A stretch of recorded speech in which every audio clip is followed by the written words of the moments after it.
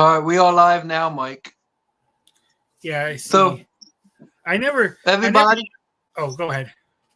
real quick, nobody's in the room yet, but I want to say, if I'm gonna pin your channel at the end of this live stream. I'm gonna pin your channel to the headline and then below, so people can come over and check you out.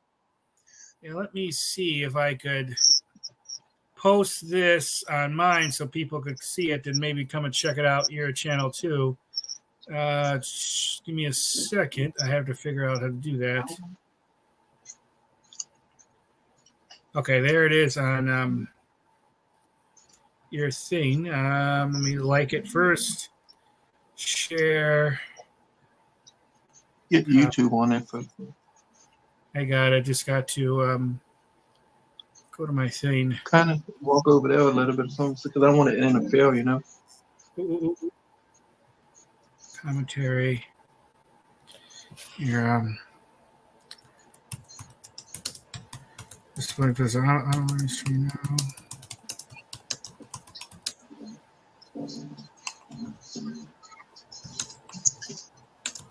It's been a long time since I actually went live myself on my channel. Even by myself, I usually jump on other people's lives, but I haven't had a video myself for a while. Yeah, I've only done a couple of this past couple months. Just find the time. And then I did one. I was outside actually, and I was on my phone, and I don't know. I just thought to do one, and I actually had like a way over 100 people jumping like right away. I must have hit the algorithm luck, and all of a sudden it was like 90 something degrees out. My phone ended up overheating and shutting down. So I was for some reason I couldn't transfer that live stream, even though it was technically still live, to the computers. I had to restart all over, and because of that, hardly anyone came in a new one. But it shows how hot it is. The phone's going to start overheating like that. Yeah, but you just use that YouTube Live, right? You don't have StreamYard, right? You just have YouTube. I just use the YouTube one, and I really got to start with something like StreamYard, because a few other YouTubers told me it's so much better, and especially if you get even the paid version, there's so many more options, and it works even like you're out like in Disney World or something. Because I've tried live streaming at the parks a few times, and I've always had trouble, and it's the best time to do is like at home, but they use StreamYard and they say it works so much better, so I have to give that a try one time. Live streaming is not something I want to do a whole bunch in. I don't mind doing it here at home, but not as much out in public. I know some YouTubers just love it and they do really well with it, and they get a lot of views and engagement with people. It's not something I want to do too much, just once in a while. So I know there's some channels that do nothing but live streams, and they could do live streams for hours and hours and hours and hours and hours walking around. But to do that, you got to bring extra batteries and all that stuff. Yeah. But for StreamYard though, Mike, I wonder if it's changed. But like you get to up to 20 hours free a month. So it's something I would definitely look into. Even if you only do it like every once in a while, it's good to have because it's free if you get the free version. Because like I said, you get 20 hours a month. So it has the features. It's a good tool to have, definitely. I know there's a few different kinds like that, but StreamYard is the one I heard the most about. Yeah, it's a nice app. I mean, I don't know much about computers, but it's kind of, for me, it's kind of simple. You know, I just like, which is good because the easier the better, but it still does what it needs to do. Live stream. So I'm not the best with computers either. I mean, even though I kind of basically grew up in the computer age, but if it's generally simple, I can handle. If it gets too complicated, I'm going to be in pretty much trouble. Like I know there's some really good like video editing that has like a gazillion options. Some people told me about, but in a lot of ways it's very complicated because there is so many options, and that's why I try to always keep a bit more simpler editing process when I have to edit my videos. But it's interesting. Some YouTubers, they put so much time into editing, like hours and hours and hours and hours, messing around with the lights, working graphics, sound. I'm not saying it's a bad thing, but definitely I don't do it as much because it takes so much time. Plus, you got to have the know-how, and my video editing is decently amateurish. Yeah, me, I don't have any clue. But my friend, he's just started a video game channel. He's good at editing and computers, so I'm gonna ask him. He's gonna make me I would like to get a new opening screen, so he's gonna Yeah. make me one of that. So It's good you mentioned that because people have told me I need to get like an intro video, and I just been so lazy with it. There's ways to do it where it could be. You don't really need a really technical one. There's ways to do it where you just do a very simple one, and it's really enough with some music, a little bit of graphics. There's a website you can go to do that, but I need to do one myself. And about the video game thing, I've actually been looking into doing that because it'd be kind of fun. Even though I've hardly played video games in years, when I tried a couple years ago, I sucked at it really bad. If you don't play games for a very long time, you don't do very good after. But that's something I always thought about on a gaming channel. I don't know if ever will do good or anything because so many people do it, and a lot of them are far better gamers than me. It would be fun to do. But I gotta say hi. Oh, sorry, Mike. I gotta say hi to Zach. He jumped in. I know you don't probably know who he is, but he's a big baseball card collector. He's Atlanta Braves. But Zach, I want to introduce you to the Presidential Tourist. He's the reason I started making videos on YouTube. So I'm going to post his link. That's his YouTube channel, the Presidential Tourist. So if you have time, I would appreciate if you check his channel out. He does. Just give him a head. Tell him what you do, Mike. I kind of have like a variety of stuff I do. Touristy stuff. Like I'll explore like theme parks, museums, film locations for movies, historical locations, different tourist attraction, roadside attraction stuff. I do a lot of some food reviews, restaurant reviews, drink reviews, especially with pop. Like I've tried over 100 flavors of Mountain Dew. There's several different kind of miscellaneous stuff. Like I said, I consider myself a variety channel. I'll try like different things. But that's mainly what I really do. And I have, I probably about 4,700 videos on my channel. I've been doing about one a day for years now. I've recently changed it to 2 a day. So I'll probably hit 5,000 videos probably this year. And eventually I want to do more traveling outside of Central Florida. I'm kind of like stuck in this area for now. So most of my videos is set there, except a few when I went to Colorado. Other than that, that's generally what I do in a nutshell. And I want to say, but he's definitely great. I wish I knew how to drop the link. Like I said, I'm new, but I will be posting.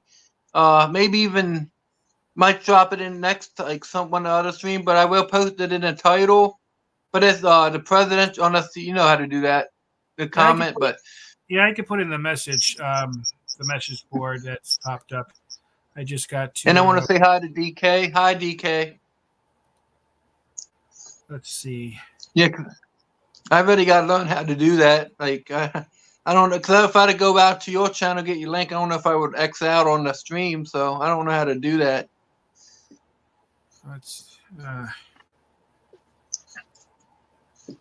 But all you got to do is type in that Presidential Tourist. Yeah, I put that in. But I've been doing YouTube since, I think around 2012 or so. That's mainly what I do. And you got over 5,000 subscribers, too. Oh, yeah, and over 3 million views. So that's crazy. That's good. A lot of hard work. Yeah. Definitely a lot of time. What do you think? So many videos that you have done, but what are you like? What is like some of your favorite ones that you can recall that you done in the past that you liked? Well, so many, but some of the history ones, like there's this one I did. It took a couple years to complete when I just had time. You see, around Polk County, Florida, they have these citrus markers. They're basically these stone historical markers they put on the border of Polk. And there's like 3 of them that still exist. And they're like really, Polk's a gigantic county, so it took me forever to get to them. And just filming those, showing the locations, talking about it, I'm pretty proud of it. Any of the museum ones I really like. There's this one I did years ago, and I didn't even really do it that well, but it was one of the first ones I put like music to it. It was about this. There's this statue in Lakeland that someone made of this alligator that was called, I think, Blinky. And he was famous back in the 70s. He was like the unofficial Detroit Tigers mascot. And he was famous because he used to be like very friendly. People would go up and pet him, which was really dumb. Never trust an alligator. Never trust an alligator. I don't care how friendly he is. Anyways, he was really famous.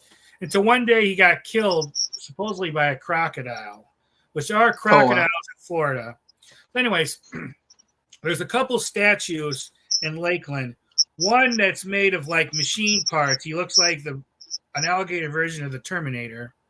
And then there's another one that's like more realistic, but it's part of a kid's park. And they made it so realistic. They had it where he had no one eye missing and everything. Anyways, I filmed a little thing about it, talking about him. And then I did music, and I did like drifted the camera like certain angles. I don't know why, but I always was proud of that one that I did years and years ago. It was just fun to do. But there's all of my I'm pretty proud of. Some more than others. Some I could have did better. Definitely because the camera I'm using in like the last 4 years or so helped and made the video so much better. Which camera is something I got to actually change soon. I could eventually talk about on my channel, but that's probably a couple of the ones that come to mind. And DK, if only if you thought be able to see the camera, but he said 100 different Mountain Dew videos. Dang, he said. Yeah, I see. Yeah, I tried over 100. In recent years, they've come out with so many new ones, and then there's some foreign ones. There's some like exclusive ones that's only on like a fountain beverage machine. There's a few left of them in the United States I gotta try, but they're not in a place that's close to me. Like there's a couple of them like out west I gotta do. Like there's one at a place called Casey's. Some Buc-ee's might have them, and a place called Come and Go has a couple exclusive flavors. But other than that, I pretty much tried most of them. Yeah, Mountain Dew has come out with, I couldn't believe how many. Just the last couple crazy. I came out with several. Which some interestingly, because I'm part of some Mountain Dew groups on Facebook, and there's some people that actually complain that Mountain Dew or Pepsi shouldn't come out with so many. But a lot of times they're only complaining because they don't have access to those flavors. Yeah, but I think it's great because variety is always a good thing. And some of those limited edition flavors were the best, like the Christmas ones. I mean, surprisingly, that gingerbread one and the fruitcake one, I loved a lot. I actually still have a couple cans, even though they're 2 years old. I'm still drinking them. They're still good. As long as you store pop right, it can last longer. But it's not like wine. It will eventually go bad. Yeah. And again, I don't know if you DK, I don't know if you were in here. I know Zach was, but again, this is a guy that got me started making videos on YouTube because I met him on Facebook. He said, "Go." He's been doing it for how long again, Mike? You've been doing YouTube for a while. I forgot how many. Yeah, over 10 years. Yeah, over a decade. Yeah. And so he said, just go ahead and do what I wanted to film. So I did, and it's all because of this guy here, the presidential tourist. So yeah, with YouTube, just go and have fun, and if it takes off, it takes off. If not, if you're having fun, enjoying it, do it, and you put whatever you want on there. Like I always told our YouTubers, if you just want to film paint drying, or you just want to film thunderstorms, whatever, enjoy it. Film it and put it out there. If anyone watches it, great. If no one does, that's fine too. Just enjoy yourself. It's your channel. You do what you want to do. Yeah. Yeah, it's your domain. You're the one in charge. You're the boss. But I've met, like I said, since I did YouTube, like I said, I met Zach. He been on live stream, not on mine, but I've been on watching with other people's. But I met Zach, I met DK. This YouTube thing, I met a lot of great people doing videos and stuff. So I appreciate all the people who let me join the streams and stuff. It's been a great fun time, learning more stuff. It's just a great thing to have YouTube because, like I said, you can do lives, you can do whatever, and you can get to meet cool people. Yeah, I don't have too many friends myself, but the very few that I have are because of YouTube. Yeah, I'm more of a. I don't really go out much. I like staying home. So I like coming on here with people like on Friday night with Aloha Friday and stuff like that every once in a while because it's just something for me to do instead of just staying home because I don't drink, I don't do any of that. So I like coming on here and making videos. So that's what I like. Yeah, I think it's a good hobby. It keeps you out. I mean, it keeps you busy, communicating with the world and all that stuff. Yeah. And you can always YouTube's a rabbit hole. You can, even if you don't know what it is, you can always find something new, Yeah, I was just talking about that with someone the other day. Like, think about before YouTube, if there's something you wanted to see a video of that maybe happened, 30 years ago, it was almost impossible. But if you want to look up McDonald's commercials from 1985, you can find the commercials for McDonald's for 1985, or if you want to look up a presidential debate back in like 1967, and if it was filmed, it's on here. You could find pretty much anything that you want to watch. Yeah. And like I said, it's pretty cool just going back. Like, that's another reason why I like making videos, because like even your own channel, like you can go back, like you said, you've been doing it for a decade.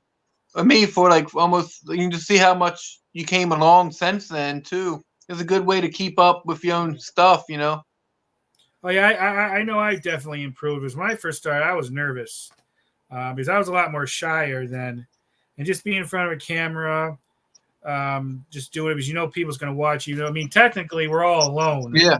There's no one here, yeah. But there is, because you hear and see me even though you're not here. So it took a lot getting used to. I don't really get that nervous much now, except maybe if I'm out and another YouTuber films me and I'm talking on their channel. Then I get a little bit more nervous, which is understandable because when you're doing that, it's different from when you're filming yourself, because when you film yourself, you have 100% control. So if you say something dumb, they'll never have the light of day. But if you're having someone else filming you, you don't have that. Yeah. It's like I was watching, like you met Adam the Woo, that. Yeah, I know Adam decently well. I've met him, many, many times. Yeah. I've been on his channel. He's been on mine. So I was looking up, because when I do come down to Florida, I was looking up, I do want to go to Cape Canaveral. That's one things I would like to do. I think it was like an hour and 50. Is that about an hour and 50 minutes from where you are about ish? Like, but does that sound right? Yeah, about an hour and a half or so. It's on my list. That's someplace you can't just spend one day at because it's so much.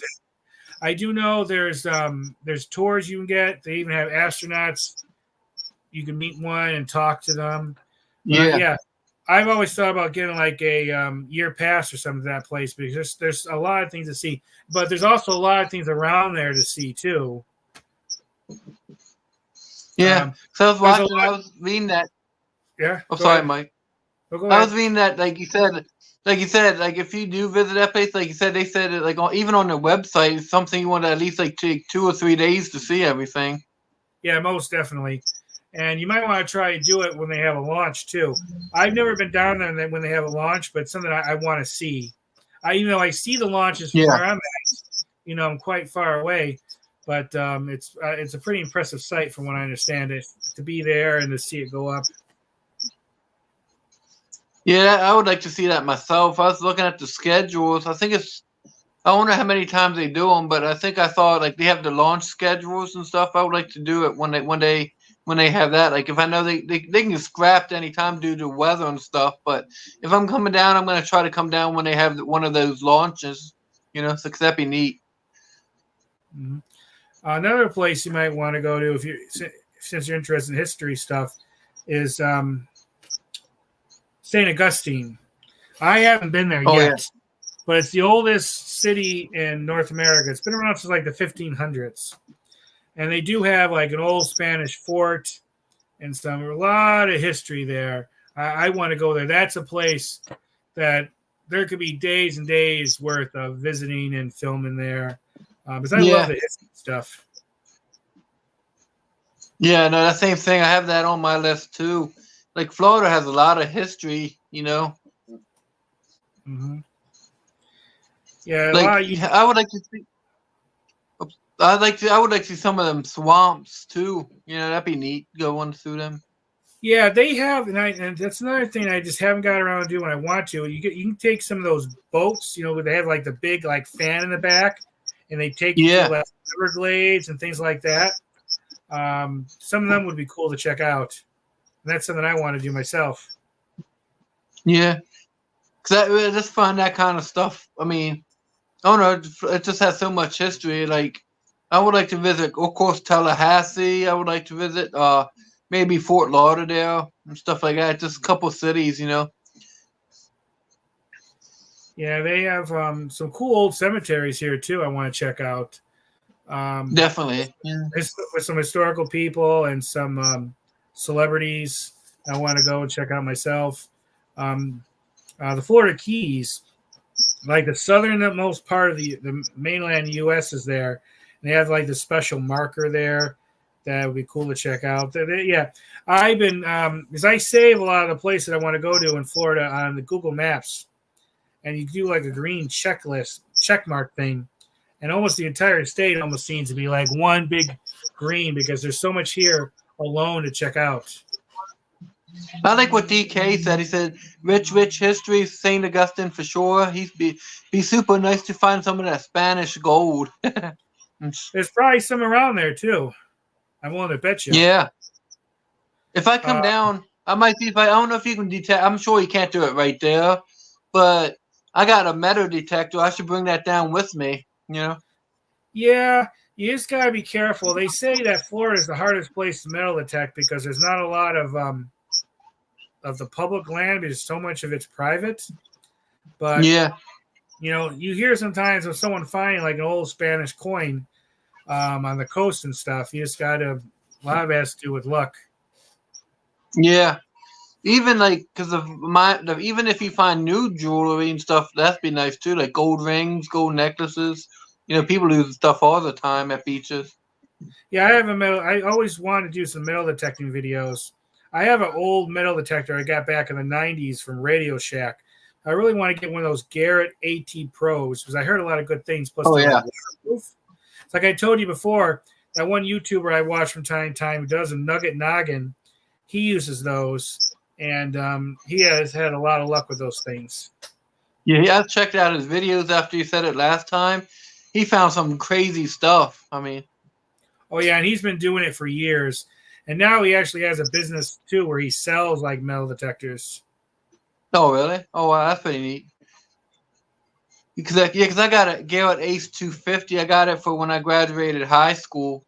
So it's not the greatest, but it's good for what around here because I do the parks and stuff. So, but, like, if I want to do the beach, I definitely got to upgrade, so.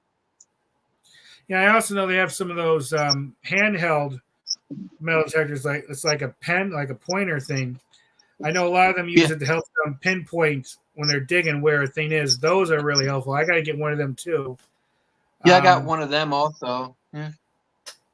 I have this cheap handheld one I bought from that cheap hardware store. I forget the name of it at the moment, but it's really cheesy and I don't think it works the greatest. You really need more like one of the more expensive, efficient ones. Yeah. Garrett's is pretty good. If you do decide ever to get one, go with Garrett because they do that like security machine detectors and stuff too. So they definitely big company. Yeah, the last time I checked on the Garrett AT Pro, this was probably 5 or 6 years ago. It was like $600. So I have no idea how much they are now. I have to check. Yeah.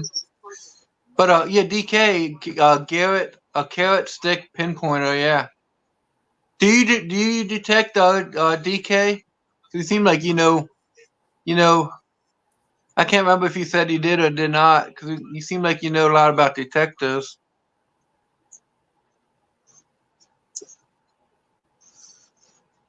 But for me, I just like I've been not about just been cleaning up the house and stuff like that. Trying to downsize because what's going on. But that's all I've been doing lately. I've trying to been making more videos, but just haven't had time.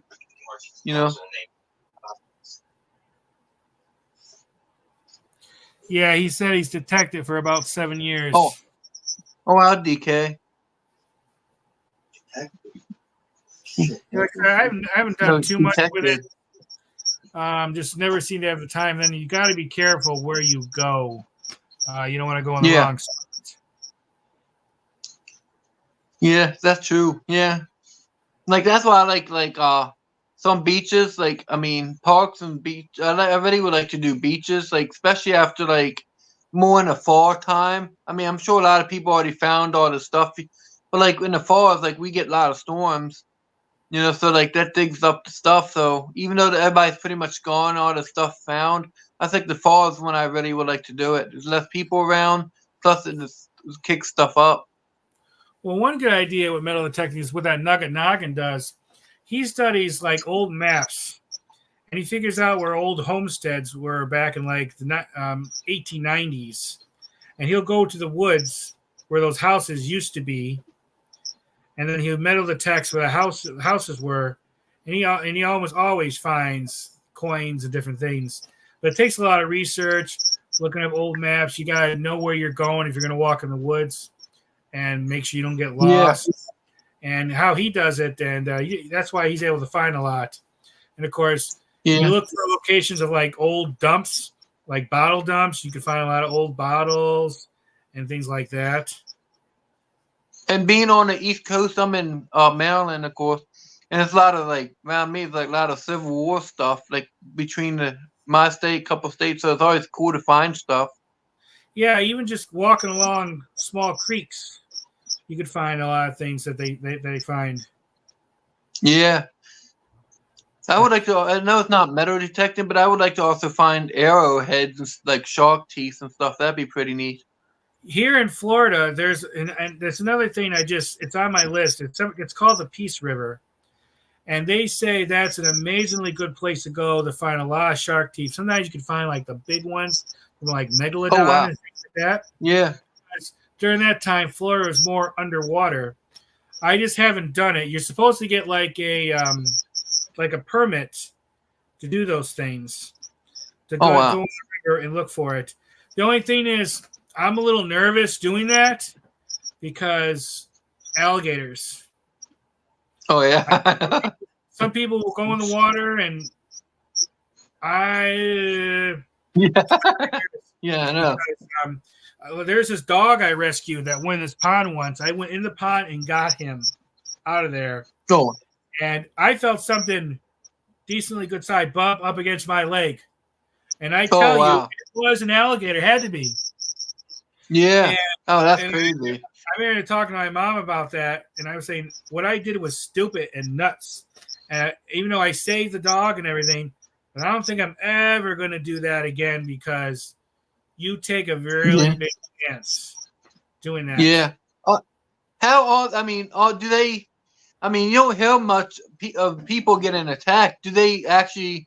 I mean, I guess it's like any animal, but do they get many attacks down there? Well, once in a while you hear about it, but humans aren't a natural food source for alligators. So surprisingly, a lot of alligators, if I would walk towards one, if it's on the ground, he will move away from me. Yeah. But in the water, you got to be more. You're in there. In the water. Because there was like this little kid at Disney World several years ago. He was a little bit in this water in this like lake by the one resort. He was like 3, I think, or 2. Well, alligator came and took him, and even though he didn't eat him, the kid ended up dying because he took him underwater. I guess he ended up drowning, but they think the alligator released him after when he figured out that he wasn't one of his regular food sources. Yeah. But, yeah, sometimes you hear people get attacked and get killed or injured. You don't hear about it much, I think, because most people are smart enough not to put themselves in that position. Yeah. You did that video, didn't you? Did you do like his memorial video or something? Like, yeah. Did you visit it? Yeah. Yeah, I showed it. It's shaped like a lighthouse. It's at the Grand Floridian. I remember when that happened, and so they blocked it off so people can't get in the water, which they should have did anyways, because if there's water here in Florida, I guarantee you there's going to be an alligator in it. Yeah. But DK said, sorry, Mike. DK, just real quick, he said, DK said 2 things. The Megalodon tooth would be great find. And also he said, if you're in waist deep over your head, you definitely, or water gators, you're definitely in trouble. Oh, yeah, definitely. Because they don't have to get very big for them to get to a size to kill you. And they're really strong.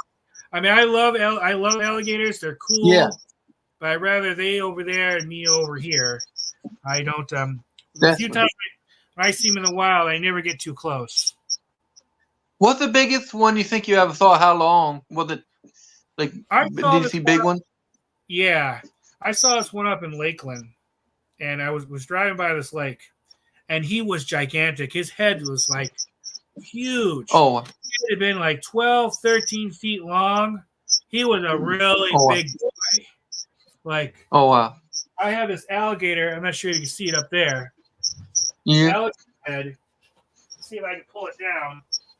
And his head was bigger than this. Just give me a second. I gotta pull this down. All right. But his head was bigger than this, and I could not believe it. And I definitely would not want to get too close to him. Yeah.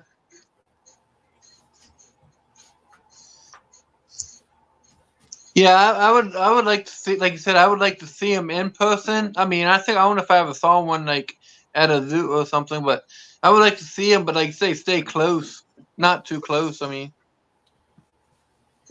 man, his head was bigger than this. Boy, check that thing out. And this is a real alligator head. This isn't a reproduction either. Oh wow! Do they sell them? I mean. Yes. Down there, like, oh really? Oh wow. You'll see in like roadside attractions, some gas stations. Will have these. A lot of them, like gift shops. Yeah. Have them. You'll see the smaller ones more than the bigger ones. The bigger ones, the really big ones, if it's preserved really well. They could be a couple $100 or more. That one was only $100. It's not as preserved well. But I got that years ago. But there's ones I've seen that's bigger than that. And then I have. Do they sell that? I have more in there. Some decently sized ones and some other smaller ones. Do they sell the Do they sell like that? I guess legs. I don't know what they would call. I guess the with the claws and stuff. Yeah, the alligator. I have one in here. So I think in here.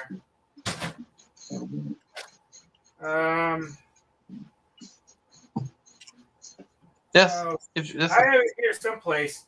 But yeah, the paw of the alligator. Right, like the teeth, the head. Oh wow! Yeah, if I ever come down, I'm gonna have to buy a little one because that'd be pretty neat. Yeah, the little ones they're usually about $10. The smallest ones. In DK's a very cool gator head. Like I said, I have several here of different sizes. Some really tiny ones, and then I think this is the smallest one I have. Oops. This is the smallest one, and I think this is Oh. the first one I ever got. I got this probably 2001, Oh wow. and this was Can probably you hold it up a little bit higher? Can you hold it up? Oh wow, that is great. I mean, that's neat. I mean, how they make them. Yeah, this is pretty dusty. I have to figure out how to clean these without damaging it. But yeah, they preserve it, and it pretty much will last forever. They put like. Does it feel like? What does it feel like? The skin, like. Oh, Well, like, it's very leathery. Like I've touched alligators when they're alive because you can get like some places will have like photo ops with them, like at Gatorland. It feels smooth but rough at the same time, like leather. It's really kind of an odd feeling. This is pretty much the same. This feels pretty much the same, but it's harder, obviously because of the dead and the preservation process. But yeah, these teeth. I mean, if you put your hand in a live one like this, that would hurt a lot. Yeah, I know. But DK said, that's the size you can manhandle. Not much bigger. Not happening. I don't know about that. I mean, I wouldn't. I mean, I know. This one this size wouldn't kill you, but it would definitely. You'd be bleeding pretty bad. Yeah, if you bit down on your hand, you know. Do they also sell snakes? I guess they make shoes and stuff for the snakes down there, right? Like the yeah. python. Actually, I have in here. I think it's in here. I might still have it packed away. I have a rattlesnake head.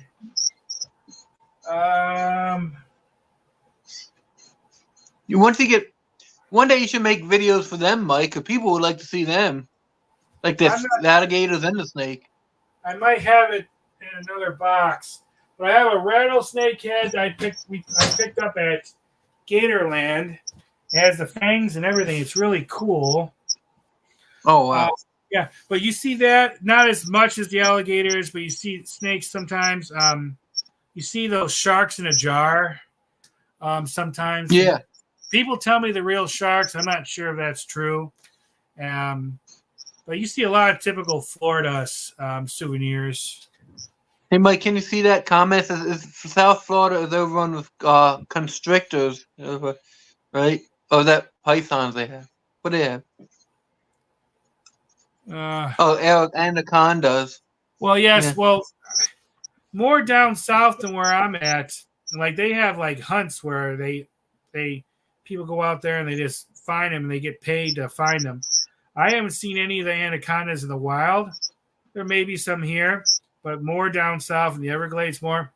We have a whole bunch of invasive species here. Green iguanas are another one that they have more down south, but they're coming more north now to here, where you have them in the wild here, and they can get pretty big. Like at one time, I was going to buy a green iguana here. You can't buy them in Florida anymore. They made it illegal to sell green iguanas a couple of years ago, and I almost did it. But they can sometimes, when they fully grown, can get like 6 feet long, and they can be aggressive, and you really can't have them in a tank. And I decided, no, because I looked at one at a pet store once, and when that guy, it was a tiny one, and when that guy picked it up, that thing went nuts. No way I'm getting that. No way. Yeah. DK said they bow hunt iguanas. Yeah, and some people eat them too. Oh, yeah? You could eat iguanas, just like you eat alligator. I never had iguana. I've had alligator, and if you cook it right, it's actually very, very good. And you did a video where you ate the snake, beef jerky, like. Yeah, the snake jerky. I love to get some snake and have it more mildly seasoned so you can taste it a bit more, because after they turned into the jerky and they processed it, it took a bit of away of it, even though it was pretty gamey still. I don't think I left a comment. I don't think I'm going to pass on the snake jerky though. Well, actually, it wasn't too bad. If I would have gave that to you and didn't tell you it was Yeah. snake, you might not have realized it was anything different. Oh wow. That's crazy how they can get like the poison. I mean, some snakes. I guess it depends what kind of snake, but like some of them, I guess when they die, the poison goes away. I guess after a certain amount of time. I guess right. I guess they. I don't know how they. I have no idea, but Yeah. I know snake. Some people love it. Like when I used to live up Yeah. north, there was a place that used to put snake on pizza. I've never been Oh, there, wow. so I never tried it, but it would have been interesting. Oh, Another wow. thing eventually I'm going to have on my channel, I haven't bought any yet, is you can get turtle and tortoise jerky as well. I wouldn't mind that. Yeah. Try that. How about alligator? Do they have alligator jerky? I guess they. I mean. Yeah, I've had alligator jerky. I have alligator meat sticks. Then that flat kind of stick. You used to be able, maybe you still can. You used to be able to buy jerky raw in a local store to buy, and then some restaurants will have it to buy to eat too. Like I said, if you cook it right, alligator can be very, very tasty. He said the poison is just in the heads of fangs. DK said. Yeah, I think it's like around here somewhere. Yeah. Throat. But I actually saw a video where they killed the snake and it was still like alive. The tail when it went around, the head bit it. Yeah, It's like sometimes you can kill a snake, you can cut the head off, and if you put your finger by the head, it can actually still try to bite you. And that's crazy. Technically, I don't think you would consider them poisonous. I think they would be called venomous. Yeah, venomous. Yeah, venomous. But what do you have coming up on your channel so people can check like any special? Well, I have the usual food reviews and drink reviews coming up. Yeah. I gotta do some more theme park stuff. I bought a annual pass to Universal Studios. I've never vlogged there. I haven't been there in years. So I'm gonna do some of that. There's some more cooler restaurants that's farther away I want to do. Some more museums. This is some different stuff. I really want to try to do some overnight trips eventually. I just have to because my mom lives with me. I don't live with my mom. She lives with me. So I got to take care of her first and then the dogs and all that. But I do want to do some overnight trips. There's just some different attractions, and it won't make sense to drive there, do one thing, and drive all that time back. So it'd be better to spend a couple days there and get a whole bunch of things done. But there's some history things I want to do and some film locations. I have so many options. That's what's been great about Florida. Florida and a few other states are amazingly good for vlogging because there's just so much to do. Yeah. So much going on. So I'm very fortunate, very blessed to be here because if I was living where I used to live up north, I wouldn't really have a channel because it was a small town. There was nothing to do there. Yeah. It's like my state. It's not, I mean, it didn't really have much events and stuff. So it's kind of like, it has history stuff, but then besides that, it's like, what else do you film? There's not much there. I mean, they don't really have many events, so it's kind of like you can't film anything. That's why I always suggest people come and visit, and if you can move to Florida, do that because there's a lot to do here. But cut in. See it. DK's cutting out. He said later, Chris, Michael, have a good one. He said. Right, again, DK, check out Michael's channel. Great channel. Yeah, thanks for visiting, DK. Yeah, he's on everybody. You could come on if you want baseball cards and stuff. Like everybody's YouTube lives. He's on everybody's channel. Like he's in everybody's chat. He's a cool guy for hanging out and helping people in all the chat. So yeah, thanks again, DK. I used to collect baseball cards a lot when I was younger. Not nearly as much now. Just don't have the time. That hobby's gotten so expensive, Yeah, it has. Yeah. When you used to be able to go out and look for cards to buy and stuff. You used to be able to find them like all over in gas stations and stuff. Now you hardly see baseball cards for sale. I hardly ever see them now. Yeah. But you used to go to spring training too a couple of times. Yeah, right? Years ago, I haven't had the time to do that, and it's gotten so much more restricted. Used to be able to get up where the players were a lot more, interact with them, but like the last few years that I went, you just couldn't get as close to them as much, and they're more distant, and there's so many more people showing up. Every year I plan to go and just to experience again. Like I plan to go this year. That I plan to go to a game. I don't know if I'm going to have time again. Just find the time. But there's a lot of good opportunities if you want to meet players and see them play here in Florida. Yeah. Fortunately, they've lost in recent years some teams, but they went to Arizona. Like my favorite team, the Cleveland Indians, and there always will be the Cleveland Indians, not this Guardians BS that they're called now. And they used to be here in Florida, and unfortunately, they left after 2008. Yeah, but like I said, I definitely want to. Like I said, I got stuff going on, but like I want to come down to Florida, like maybe for like a week or so. Just because Florida's a cool state. I definitely want to come down and visit sometime. Yeah, so there's a lot to see and do here, and the weather is usually pretty good. I mean, sometimes it gets kind of hot here, but I mean, that's what air conditioning's for. Yeah. But when I do come down, I'm going to try to let you know in advance, see if we can at least get together and film one video or two together, like maybe like a restaurant review, like I can do one on my channel and you can do one and then maybe a combo. That'd be pretty cool. Yeah, that'd be cool. Like I said, with regard to restaurants, there's a lot of cool restaurants down here. Old-fashioned type places, really coolly themed. You'd be amazed. There's just so many options here. Yeah. Is it many outdoor seating places? Because I see a lot, like you did one where it was outside, but is many of them mostly indoor seating, or is it outdoor seating too? No, I mean, there's a lot of them that has outdoor seating.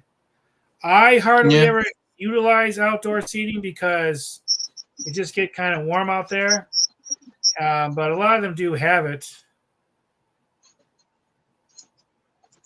And I like that one where you and your mom went to that. What was it? Space? Where like the space? You look like a spaceship. Yeah, Space 220. It's at Epcot. Yeah, they kind of simulate you going into space, like up an elevator into space, which actually is theoretically possible. I think they will have that one day. But yeah, they make it look like you're in a space station. They have some cool food. It's expensive, so it's not something I would do all the time. But once it's super great while, I know Mom loved it and she wants to go back. And speaking of, tell your mom when you get off, tell her I said hey. Yeah, Mom wanted me to tell you. She said hi. One time maybe we could private chat and I could have private chat. Yeah, talk to her. Private.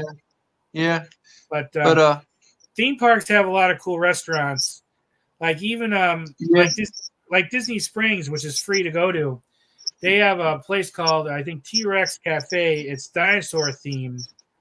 And I did a video years and years ago. It is really cool in there. And they make it look, they have these dinosaur animatronics. And it's just awesome. Then they have one called the Rainforest Cafe. And you kind of feel like you're eating out in the rainforest. Oh, wow. That's pretty neat. It definitely has some cool places. And also, isn't that one that you did like a McDonald's? It's like not a restaurant, but kind of. But the McDonald's, isn't that like one of the largest McDonald's or something? Yeah, there's one in Disney property. The manager told me it's the second largest one in the world. I couldn't independently verify that. The largest McDonald's in the world is supposed to be in Orlando. I haven't been there yet myself. I've driven by. It's like 3 stories tall. They serve a lot of different kinds of food, like spaghetti and pizza and things there. I intend to go and vlog it. A million people's done it. And right across the Yeah. street, they have one of Hulk Hogan's beat shops. I'm gonna go Oh check wow. out. They have in that whole area. They have so many things to look at.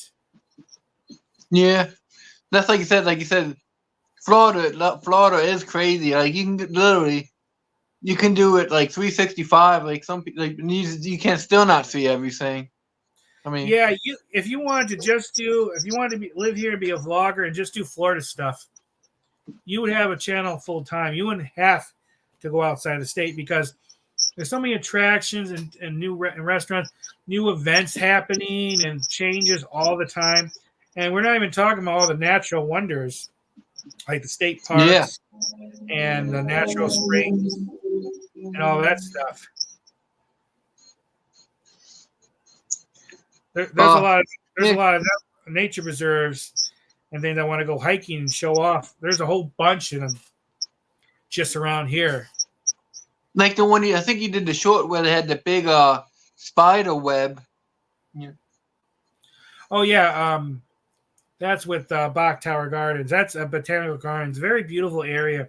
They have several of them here in Florida like that. But Bach is definitely one of the more prominent ones, and there's a whole bunch of history there. Because Calvin Coolidge was there and everything. Oh yeah, is that the one where you said he had like a tree at one time?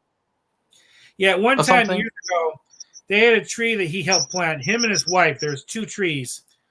Hers disappeared some years ago. I had a feeling that was going to happen because the last time I saw it, it looked like it was dying or dead. Well, one time I went back there and it was gone. And then No. when I tried looking for Calvin Coolidge's tree, I've seen it several times over the years, but also his is now gone. So either it fell down from a storm or it died. I know about where it was, which is unfortunate because that was pretty historical. And you would think they would have put like a plaque or something there saying that the tree was a plaque. Yeah, no. but they didn't. Yeah. And I hope one time they do, because it would be cool to know that Calvin Coolidge stood right there and helped plant that tree.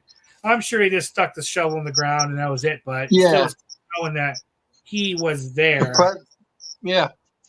Yeah. Like I would say that'd be a cool plaque to have, like a picture of him and his wife. Like you said, even because, like you said, he just probably stuck the shovel in, but it's still cool that he visited there, like the exact location. Yeah, there is some pictures of when he was there when they did the opening day for Bach Towers, and you could see him there. Definitely everything changed a lot since he was there, but yeah, Bach Towers is definitely a place I should just go in. If you love outdoors and history, that would be one I would definitely want to go. I would say to just go to. Yeah. And I was watching the one where he did that Wounded Warriors. I would like to see that too. Like that. No, that's pretty neat. I like those paintings. Yeah. Oh, but like you said, so much. Oh, the one that Bush did, right? Yeah. Because I just like seeing that Wounded Warriors. Well, that's supposed to be there for about a year or two. I'm not exactly sure how long. Yeah, they just opened that. I think it was like last month at Epcot. So when you go to Epcot, like you say, you pay for you got a pass, but like if I bought like an admission, right, to get in the park, would that you had to pay extra to go in there, or that included? Oh no, that's all included. Oh, I have the annual pass. Yeah, so you can go in all of them as much as you want. Like if you had like every day if you wanted to. Well, almost. I know my pass. I no longer have one that's with no blackout days because Disney has made it more expensive. They changed the passes around. Well, to get the pass I used to have without blackout days, for Mom and I, it was like $500 more, and all we would get would be like 2 weeks in December and like 3 days in November. And I told Mom it's not really worth paying hundreds of dollars more to have those days where we can go, which we wouldn't go that much anyways. Yeah. And I'm certainly not going to go to Disney on Christmas or Thanksgiving. So I no longer have that, but we're only talking a little over 2 weeks. Other than that, I can go pretty much any day I want. Oh wow! And I guess it's open Mondays through Sunday. It's on Sundays too, right? Oh, Disney's open 365 days of the year. They never close. They never close unless there's like a major hurricane coming. Oh wow! And like, so like when is the busy? I guess the summertime's the busiest. Like doing, I mean, other than holidays, but like, I guess like in I'm not sure. Sometimes it seems to be busier in summer, and then sometimes it's not. It all depends. There's parts of the year that is better than others. I mean, it always seems to be decently busy to me. I mean, I wouldn't go there in like New Year's or anything. 'Cause I think there'd be a lot of people, but yeah, it's definitely worth checking out at least once in your life to see it. It definitely has changed a lot since I first started going over 20 years ago. yeah.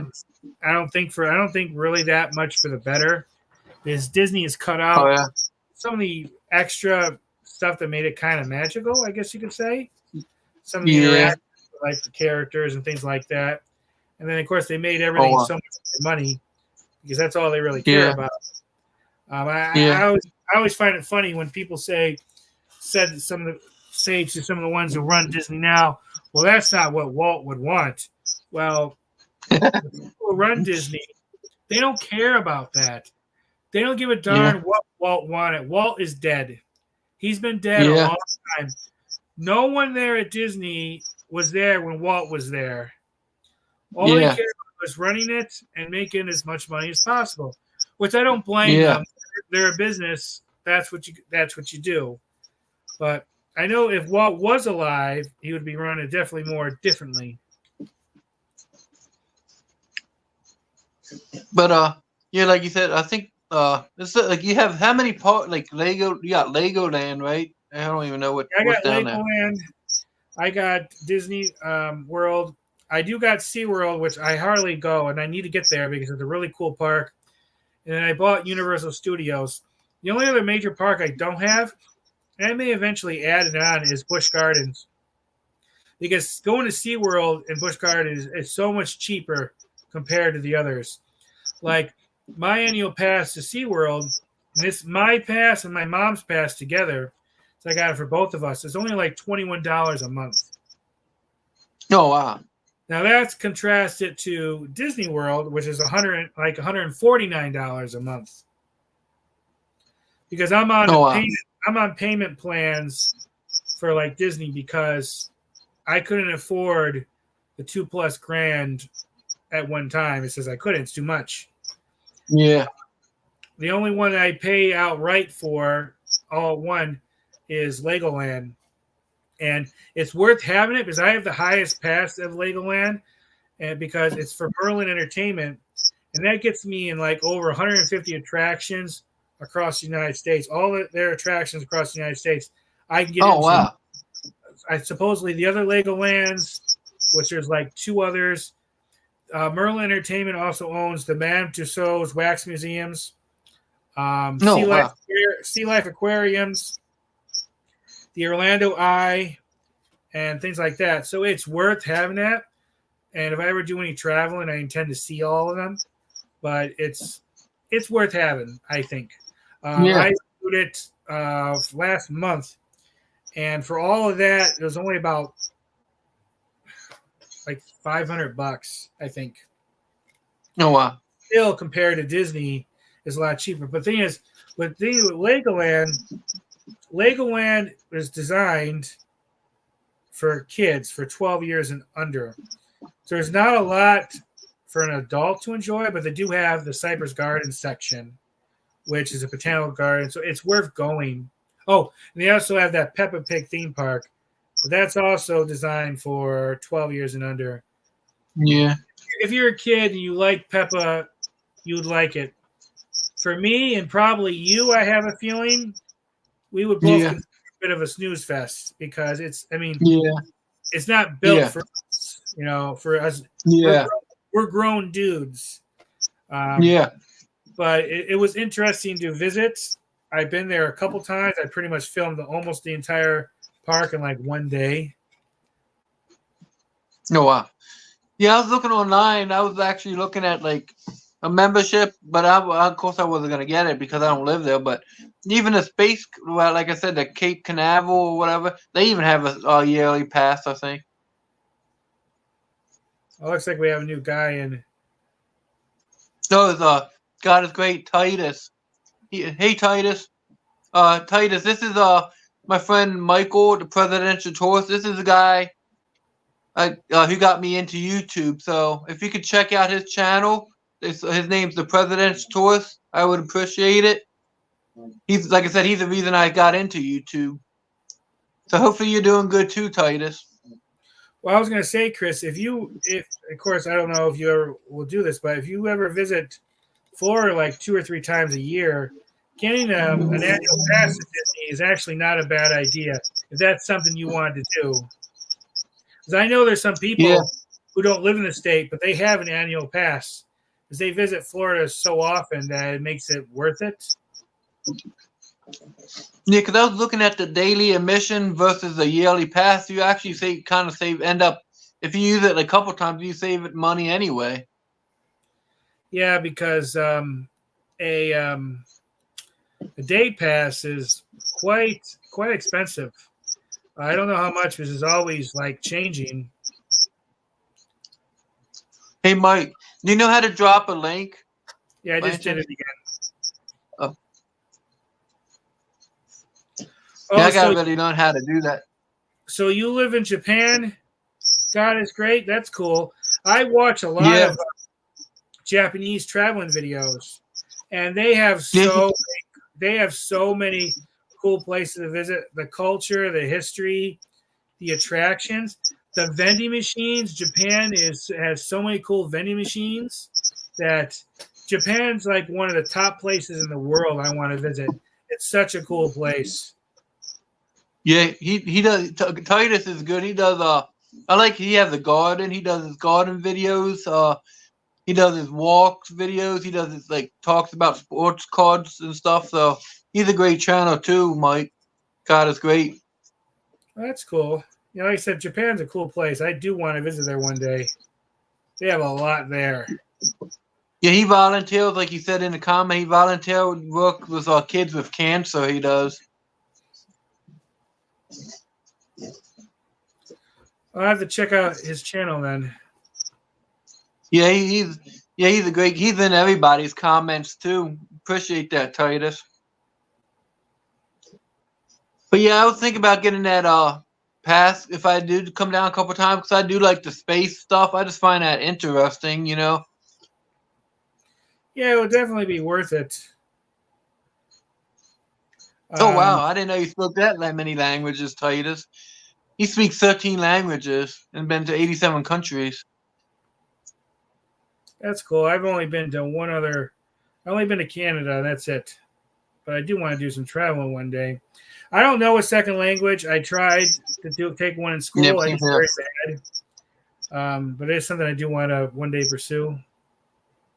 Yeah, same me. I can't speak any other languages. I wish I could, but I just can't pick it up. You know, that's just the one thing I've been trying and trying. It's just just can't pick anything up.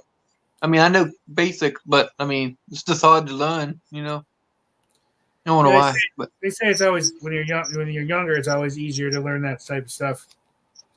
Yeah, younger, yeah. But if, like you said, you think, I mean, anything could that. But if you think if eventually if I planned. If I gave you I don't know a while's notice, do you think you would like to go to that space thing too? Yeah, as long as you give me enough notice time, we could go up there. Yeah, it's a place I haven't wanted to go. It's a place that Mom's been wanting to go, and like I said, cool. there is several things to see around there too. Other things too. Yeah, because I definitely want to. Like I said, especially if they have a space launch, that would definitely be awesome. Sit out there and watch that. But like you said, you get to see them sometimes, but to actually be there too to see it, that'd be awesome. You know. Yeah, like a lot of times when you take their official tour, you get to meet an astronaut and everything. Sometimes retired ones, which I think is pretty cool, and ask some questions. Yeah, that's what I like about it too. Like if I got the pass, you can get in there to you can get an autograph and a picture. So that's pretty neat. Mm-hmm. But yeah, he said he comes from a family of 10 sisters and 8 brothers. He has a huge family. He does. That's a lot of people, definitely. Yeah, I'm the only child. So I kind of hate it because I have nobody else. It's like just me. It's like now what? Like hey, Yeah, if I had kids, I would like to at least have 2 kids because I think it's better to have at least 2 kids instead of just one. yeah. I had one brother, but he's dead now. But he wasn't the nicest person to deal with. So Yeah. for the most part, it was just me. But again, Right? I want to thank you again, Mike, for coming on. I'm still as long as whenever you want, but I appreciate again you coming on. Yeah, I'm glad we finally were able to do this. I know you've been asking me for a while. Just a lot been going on with things. But yeah, I mean, if you want to Yeah, keep talking for a while, if you want to keep asking me things or certain subjects, I'm we good can. as long as you're good, Mike. And we can go as long as you want to. Yeah, we can keep going for a little while more. You just let me know when you're ready. But because, like I said, it's cool to just get on here and start talking. Because, like I said, we haven't done this in a long time, so it's pretty cool. But What else would you like to how's ask the me? weather down? Huh?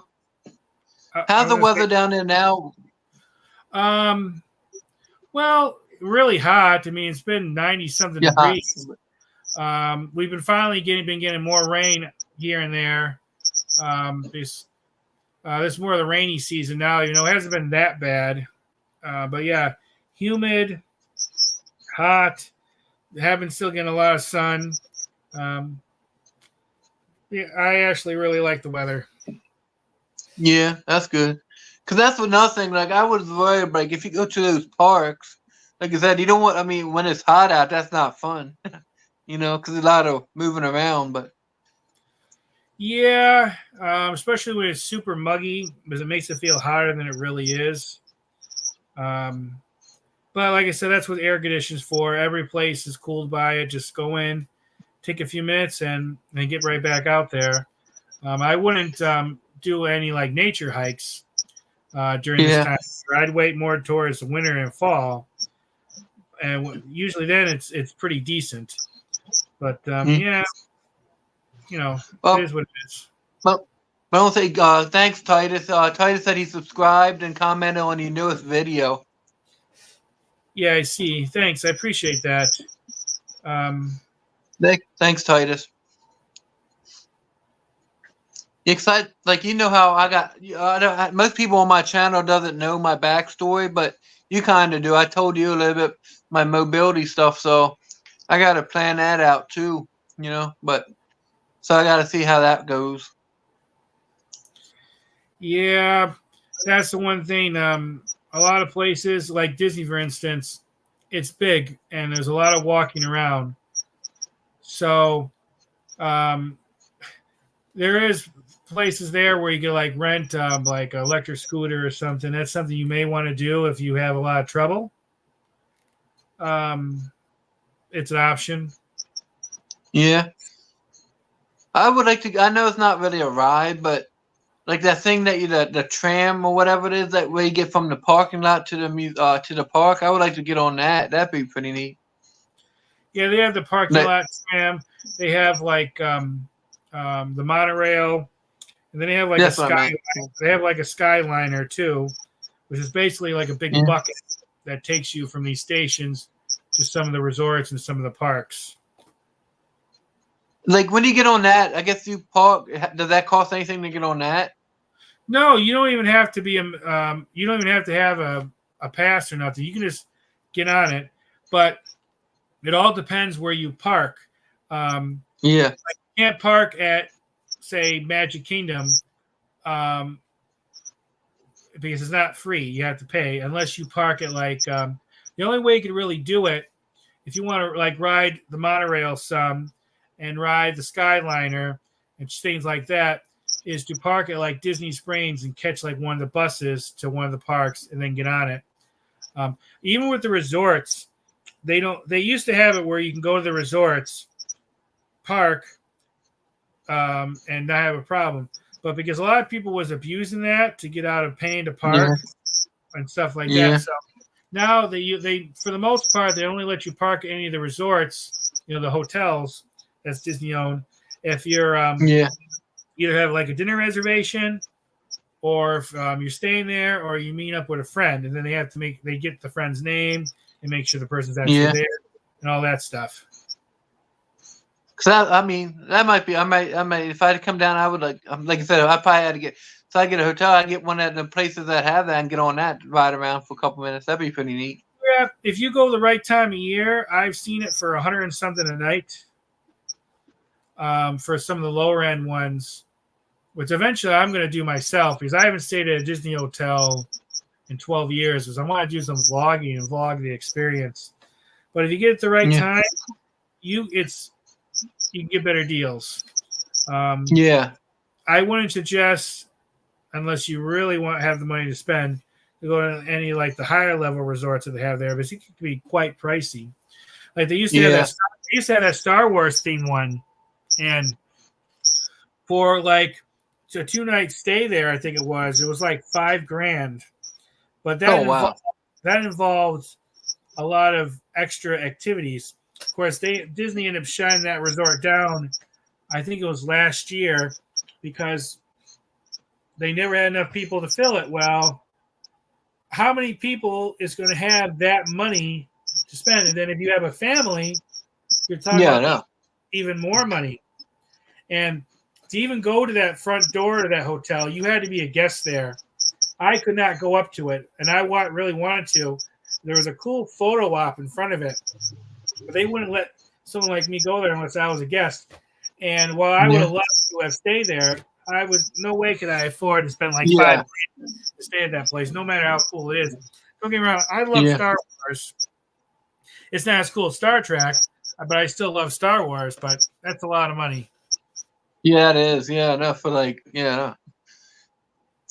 But I guess like they still got that at Florida where they got like what I like too is they got that artists come too where they paint art or whatever the artist shows, Yeah, they have a festival at Epcot earlier in the year where they have different Disney artists, and you can meet a lot of them. You can get sketches in a book. You can buy different artwork and you have them sign it. And sometimes throughout the year, they'll have some artists appear here and there.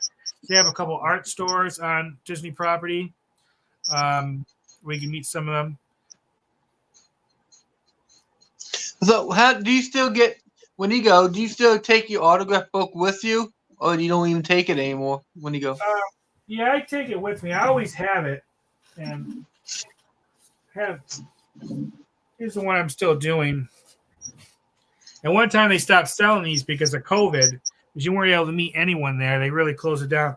But I still take it because sometimes you'll come across an artist, sometimes a character, because I film the meet and greets with like Pluto or Snow White or whatever, because people love seeing those. It gives them an idea of what they're like. So I may ask Pluto or whatever to sign it. But there's a lot of artists that will like sign like a little sketch. Nice. And they have musicians there. Sometimes some quite famous ones, but they're hard to get up to. But they have some lesser known ones that you can go and get signed. There's always autograph opportunities if that's something you're interested in at Disney, because there's always some celebrity there making an appearance, either a music show or a celebrity reading during Christmas, or an artist there, or at the restaurants or something. A book signing. Yeah, some of the restaurants are owned by celebrity chefs, and sometimes they're there to make appearances. Like that chef, was it Smith, who owns a place there. He used to chef for like Oprah and stuff. He's pretty famous. Oh, wow. Guy Fieri is there sometimes because he owns Chicken Guy. There's other ones. So if you really put the time in it, there's autograph or celebrity encounter, meet and greet, whatever, all the time there. Somewhere. Yeah. Like I went to this Indian restaurant there called Eat. I did a video on it. Opens probably in December. Well, suppose I don't know too much about her, but the lady who owns it's supposed to be pretty famous chef, and she has meet and greets where you can get food demonstrations with her and meet her. Expensive though, but that's just an example of some of the things you could do there. If by any chance, did you ever end up getting my birthday card, or did you not went to the mail? Oh, yeah, I've been meaning to tell you. Yes, I did actually get it. That's good. I think I got it in the mail about a week ago, but I think it was there for a while because, like I told you in the message thing, that post office box is a bit of a drive for me now, so I only get the mail there every couple weeks, maybe once a month now. Oh, all right. But I did get the card. What do you? Yeah, that's good. Yeah, yeah. Because I might. How do you like PO boxes? I mean, because I never had one, but I guess you can get different sizes, right? Yeah, you can get a small one to a bigger one. I mean, I like it. It's more secure. I don't get too much mail at the house. Years and years ago, at another place, we had mail stolen. So getting at the post office box is just more secure. Yeah. I actually have stuff I need to send you eventually. I've been meant to send it to you a long time ago. I do have stuff I need to get to you. But I'll probably wait now until you're more settled what you want to do. Yeah. Yeah, definitely. Because I don't want to, like, a lot of stuff. That's another pain. When you move, you got to change everything. It's like your address, you got to change your vote, everything. You got to change everything. That's why you might want to think about a post office box because it might be easier. Yeah. Because, like I said, even if you move around, you can still have the same PO box. Yeah. Yeah. Yeah. Definitely much more convenient. And you don't have to worry about changing everything again. Just in case of wherever you go to, if you decide, I'm not going to stay here too long, then you don't have to change everything again. Yeah, no, that's the pain. Yeah. Like I said, if you rent a place for even like a year or so, you had to get that address, and then if you move again, you got to change it all over again. Just make sure when you do move from where you are that you get your mail forward. Yeah. Yeah, that's just what I'm worried about too. Like, damn, I gotta change my ID. I gotta change my everything. It's like, oh man, that's the pain. Yeah, you gotta get a new license, gotta get a new voter ID, and all that stuff. Yeah, no, and then everything. Yeah, and then like that's not including all your stuff that you got online. Like if you order stuff on sites, you gotta change all that. You gotta change your bank account, everything. You know, man. Yeah, stuff with the insurance and everything like that. Yeah, but in Florida, how is like I guess what I was just thinking about, like, I don't know. I think Florida's definitely it's on my list of states that if I did eventually move, it's definitely it's high on the list because, like I said, just so much stuff going on in Florida. Pretty much nice weather. I mean, so it's definitely high on my list. Yeah, I would definitely consider it. Yeah. A lot going on here. I would not want to live anywhere else, not another state. I just really like it here, and moving here was the best thing I ever decided to do. I wasn't happy where I used to live, and if I was still living there now, I'd be miserable because the weather was miserable and there was nothing to do. So I'm very happy here. I wouldn't want to live anywhere else. Because I was looking at houses, but I was looking at them. It seems like, I'm not talking about like the big houses because they're just expensive, but it seems like, are they a lot of like mobile home types? Like, what are they like? Yeah, like there are trailers and mobile homes and things there. If you wanted to do, I would try if that's something that you want to do. I would try to get one on your own land and not be in like a mobile and not be like in a mobile home park, because I think Yeah. that could be a little bit more trouble because it's kind of like an HOA in a lot of ways. But they do have a lot of options for that.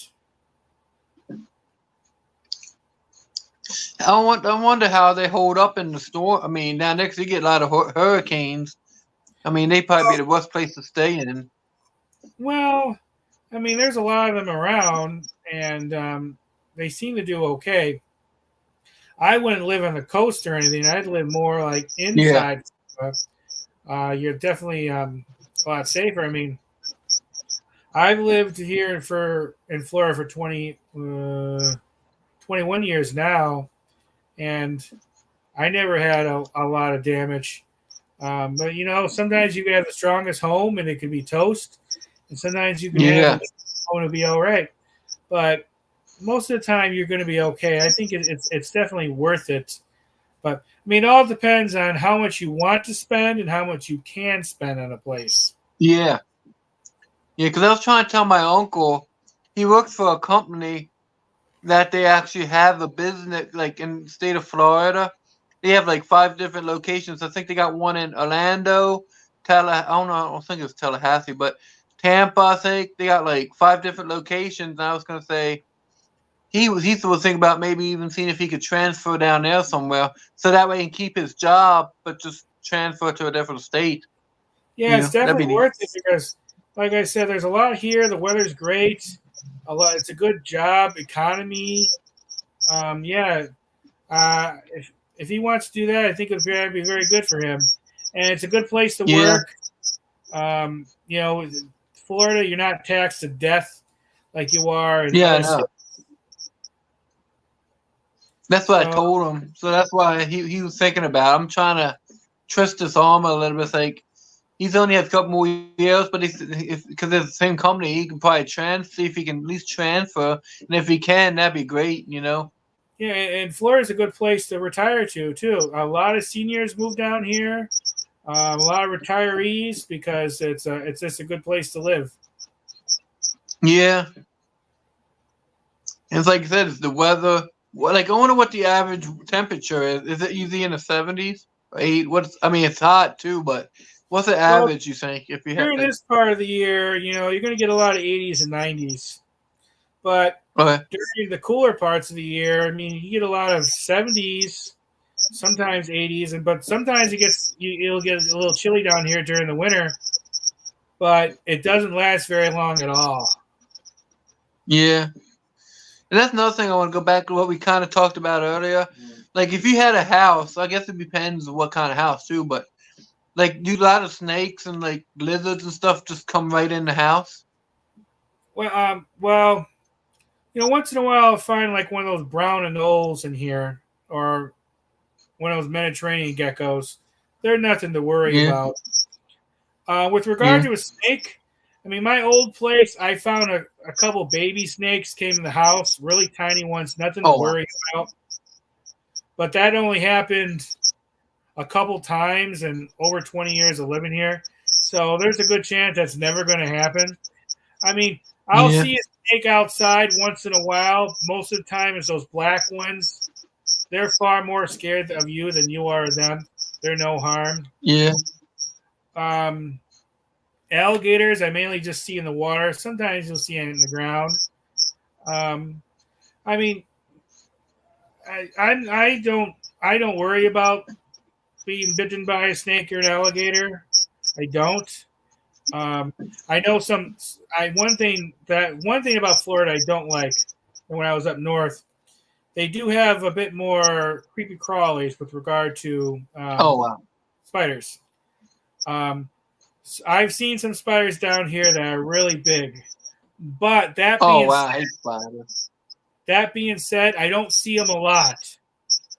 It's been quite a while since I've seen a really big spider, and most of the time it's outside. I only had one in the house a couple of times, and most of the time they're not a danger to you. They're big, but they're harmless. You do see cockroaches down here more, but if you keep your house clean and you have a bug man, that's not really a worry. So I don't see them that often either. But if you get a place, I do recommend having a bug exterminator come every couple of months and spray. Because you are in a warmer climate, you're going to see bugs a bit more. Yeah, But no. while there's more things than where I used to live, it's not really a big thing to worry about too much. Well, that's good. Yeah, cause that'd be I hate wake up and it's like a snake in my bed. It's like, oh crap. No, that's not going to happen. Yeah. I mean, you don't hear about that much of snakes getting in the house. Like I said, it only happened a couple times, and they were like really, really tiny baby ones. You know, if you keep your door closed and everything, you're not really have to worry about clean. That. Yeah, yeah. And how about them lizards? I guess you see them outside a lot, though, right? Yeah, like the brown, those different like Mediterranean geckos, the brown nose, the green nose. I can go out tomorrow outside, and I may see 5 or 6 on my front porch. Sometimes. Oh wow! They're not dangerous. They're fast. They're scared of you. Yeah. A couple times when I would pick one up, I would get bitten by one. But it's like just pinch yourself slightly. It doesn't hurt. They're not poisonous. They're not venomous. Once in a while, you find one in the house, just grab it and put it outside. But I don't find one in the house very often. But they're nothing to worry about. You see, those will be the main ones you'll see. You'll see turtles and tortoises down here sometimes. I like them. They're pretty neat. Yeah. Like I saw a tortoise. I saw a tortoise walking next to the road on the way home from where I went out today. They're very cool creatures. The turtles. Yeah. And tortoises. It's always interesting like when you see the tortoises' burrows. You can see them too around here. I think you did shorts of them. Wasn't that the ones where they went in the hole? Yeah, the grass or whatever. Yeah, the gopher tortoise burrows. I didn't actually see the gopher tortoises themselves, but I know that's their burrow. Yeah.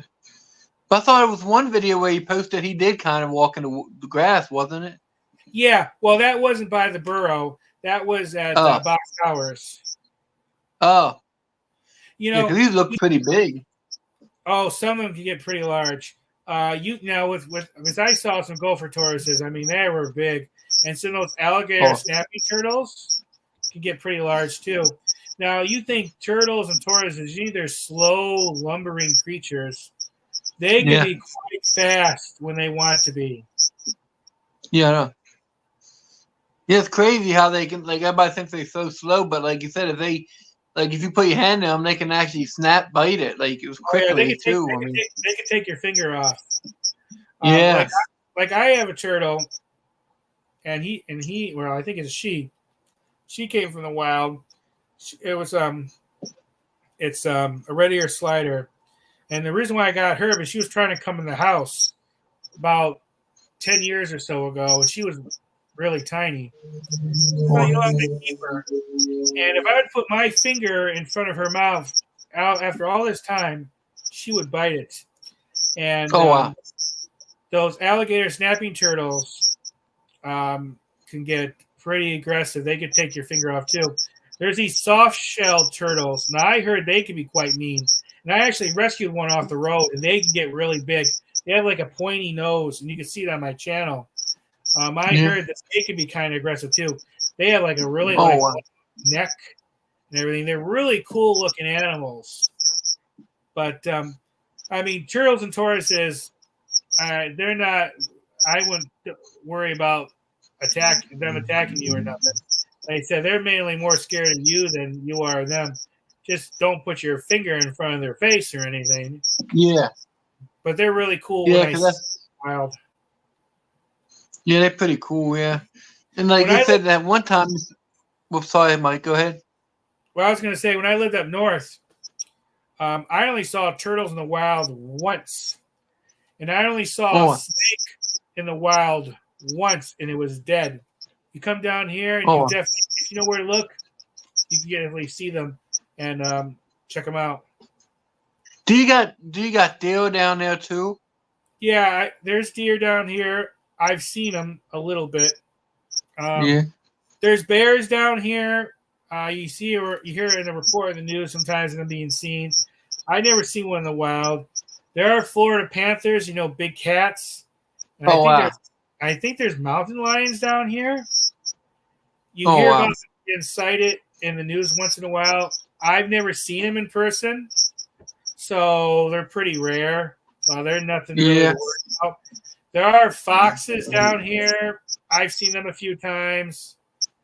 You see wild hogs sometimes. Oh wow. Wow. Not like very often, but I've seen them in person a few times. I've seen some Yeah. wild turkeys. The sandhill cranes are one of the more bigger birds you could see here. I see them all the time. Yeah, you- I think your videos of them. Yeah. Yeah, you can see some pretty cool animals down here. Like I guess like you said, SeaWorld. Like I guess they have like everything. Dolphins. I guess they got everything down there, right? Yeah, they have a lot Yeah. of stuff. I wonder if they got alligators. They might. I don't know. I mean, you Yeah. can see alligators like at Gatorland, Animal Kingdom at Disney. There's some zoos. There's some like cheesy roadside attractions that you can see alligators at. Oh wow. You can see it. There's a lot of places. You can check Yeah. them out. Oh wow.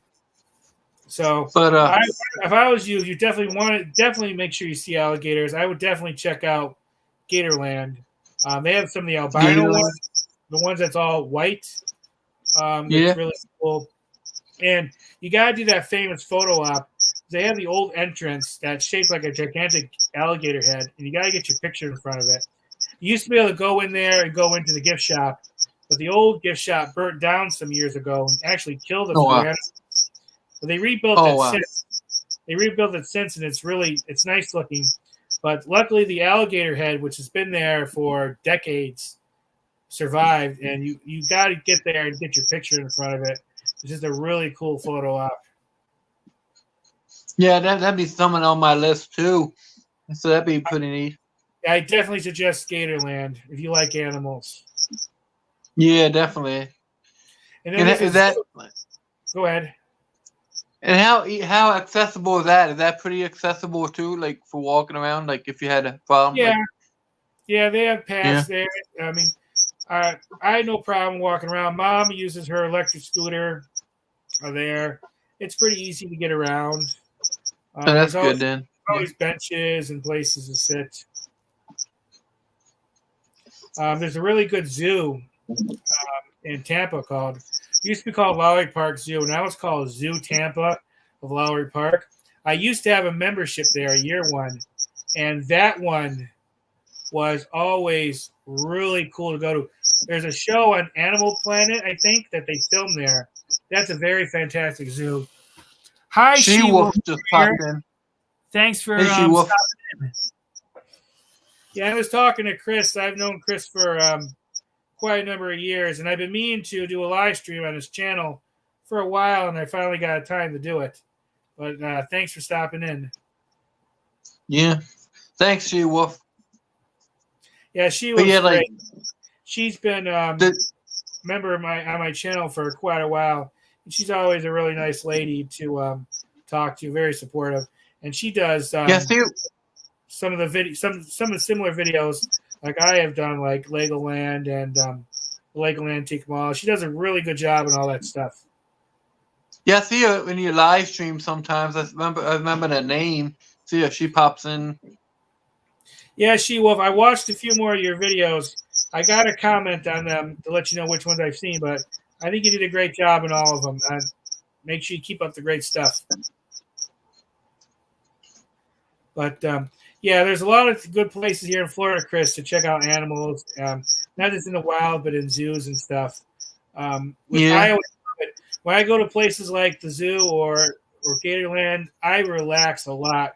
I just sit there and just love watching the animals. And Yeah, that's what I like. Surprisingly, there's still a good amount of farmland here in Florida. You see a lot of horses and cows, and it's just relaxing to pull over and just watch them for a while. That's fine. Thanks for popping in, Shoe Wolf. Yeah, thanks for stopping in, She Wolf. There's a state park in, I think, Lake Wales, or is it Bowling Green? I don't remember. I think it's Lake Wales. They have a recreation of an 1800s cow camp, and they have some Oh wow. there, and they had one of the park rangers dressed up as what they call. He's not a cowboy. He's called a. I forget the actual term that they use, but similar to a cowboy, and he stays 100% character. And Oh wow. you can ask questions like you're talking to a cowboy from like the 1880s.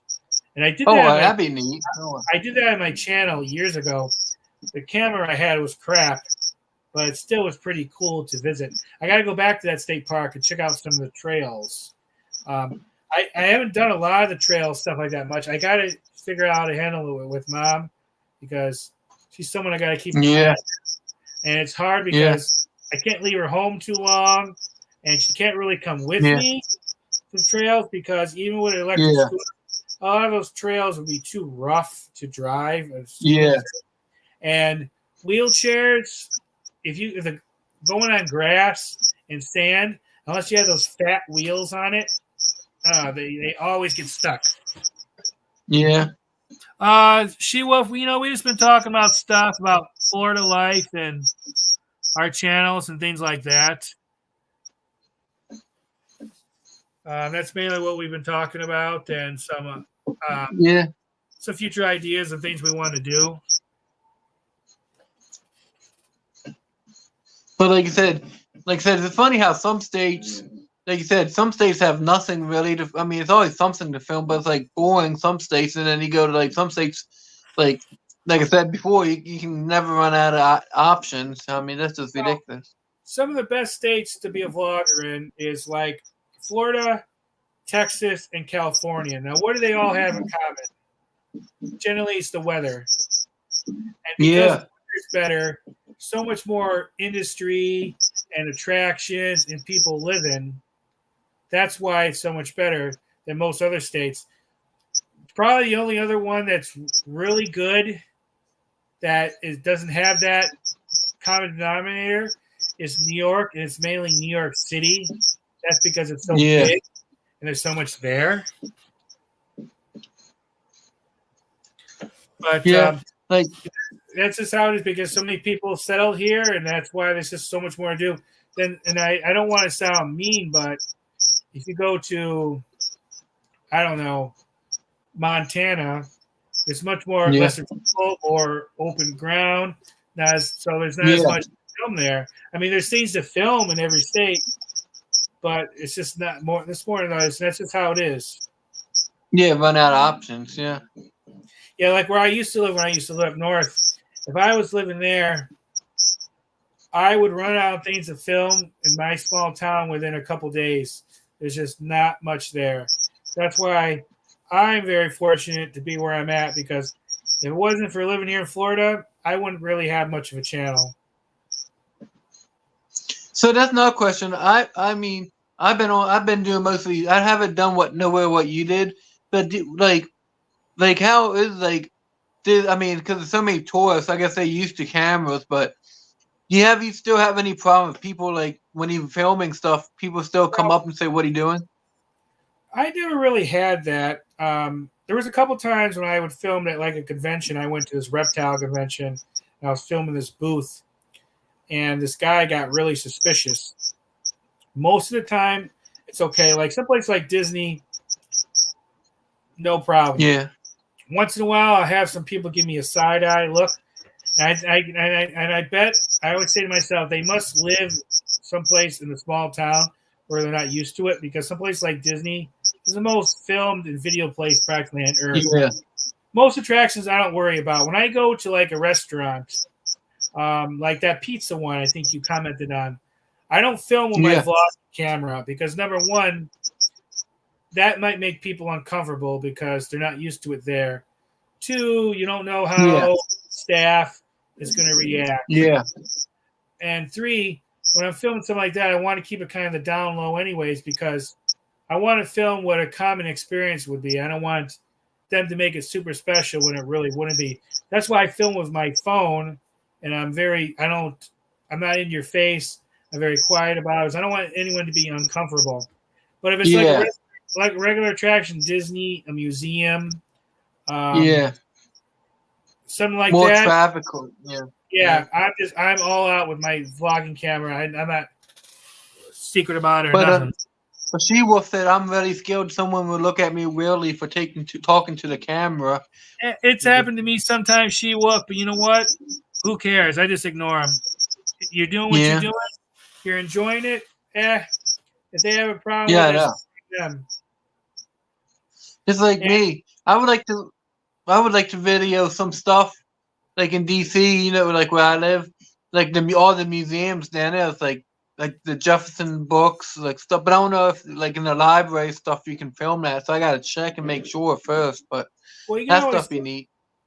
find out ahead of time. Most places they're good. The only places I had really difficulty, and that's why I don't even vlog them anymore, is art museums. Because I went to this one art museum, and I talked to like 4 or 5 different people that work in there, and I got different stories and what could be filmed, what not could be filmed. I thought, you know what, forget it. I just don't bother with art museums. I only bother with historical museums. Now, yeah, look ahead of time. I suppose if you wanted to, if they don't allow filming, you could sneak some filming in anyways, if you're comfortable doing that. I try not to do that if I know Me neither. Yeah. they don't want me to, Yeah. because you should always try to respect the rules. But I will admit there has been a couple times I filmed when I knew I wasn't supposed to, only because I really wanted some footage because it was a really cool place. Yeah. But it's all up to what you feel comfortable doing. But look what She-Wolf said. She said, actually, one of my videos, my plush toy boat, some kid was looking at me like if they were confused and they were right in front of the camera so they can see them. Oh, well, yeah. Some kids might think it's kind of funny. But like I said, I wouldn't worry about it because vlogging. Everybody has cameras now. Yeah, if you have a cell phone, you have a camera. And so many people take pictures and film record now that we're probably, this last 20 years or so, is probably the most documented time of humanity. There's so many people filming. I mean, I'm old enough to remember when cell phones were rare, or they were big, heavy, like brick-like things. I mean, look at a movie from the 80s.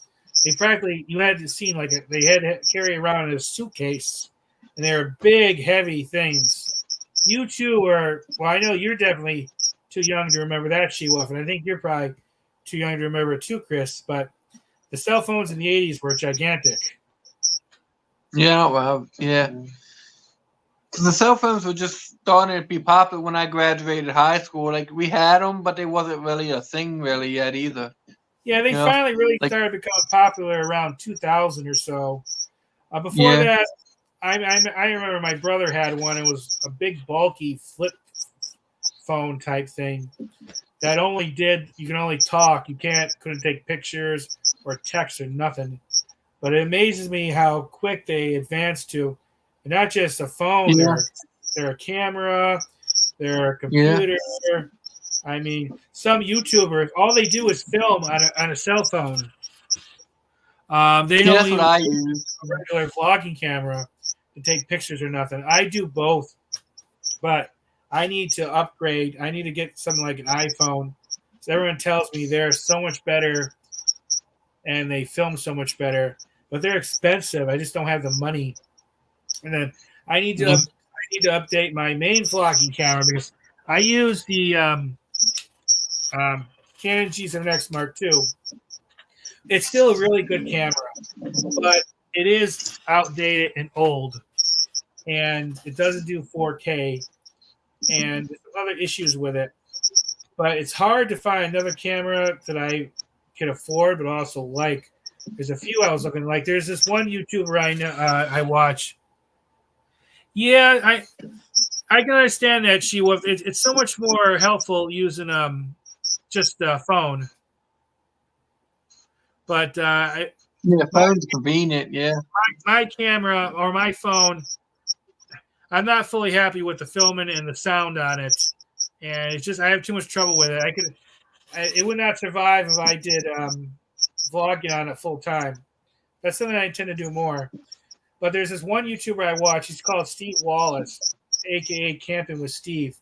He uses this one camera I like a lot, but when I looked up the price, it was $5,000. Oh, So man. there's a few others I've looked. There's these ones called DJI Pocket Osmo or something like that. I looked them up and they seem good. What I don't like about it that you can't really use it without downloading an app. Now, this app is not in any of the main app stores. You have to go to their site, which is a Chinese site. And a lot of people have said that you have a lot of tracking stuff with it. It's not safe. I shouldn't have to download an app on my phone to be able to use the camera. I should be able to put the button on, press it, and use it. Yeah, no. So I'm not going to get the DJI, even though there's a lot of good to it. Another thing I like about the DJI ones, they have a digital zoom, and digital zooms are crap. It's better to do optical. So there's a few other ones like the Canon G7X Mark II that's more up to date that I'm looking at that I think I might do, but still I'm probably gonna end up having to spend like $900 and just affording that is tough for me right now. Yeah. I need to get a GoPro, one of those Hero ones, because they're waterproof. Because there's some water related stuff I want to do. They're not as bad. I could probably get one for like $300. I do have a knockoff GoPro, but while the filming with it is okay, it's not waterproof. And to make it waterproof, you have to put it in a case, and that cuts down the sound like really badly. So, anyways, that's eventually my plan: to get a better cell phone, better vlogging camera, and a better GoPro.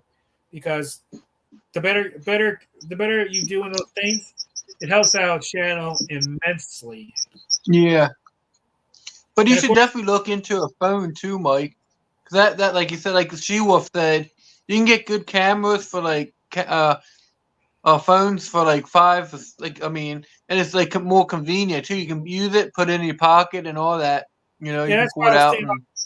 That's what I was thinking. We got one of those iPhones, but some of them could be quite expensive. That's the thing. So I have to look into it because I keep having trouble with this phone, and I sometimes it goes so slow, and this problems with it, and I have filming with a phone, especially in places where you gotta be more careful. It's just much more convenient, and putting it away, you have to carry a bag around and all that stuff. Yeah. And that's what's good about a phone too. Like you can use it for other things too. Like if you need like GPS, like or more amusement parks around, you can just type it into your phone and you can scope it out. You know. I use my phone, Google Maps, to get around.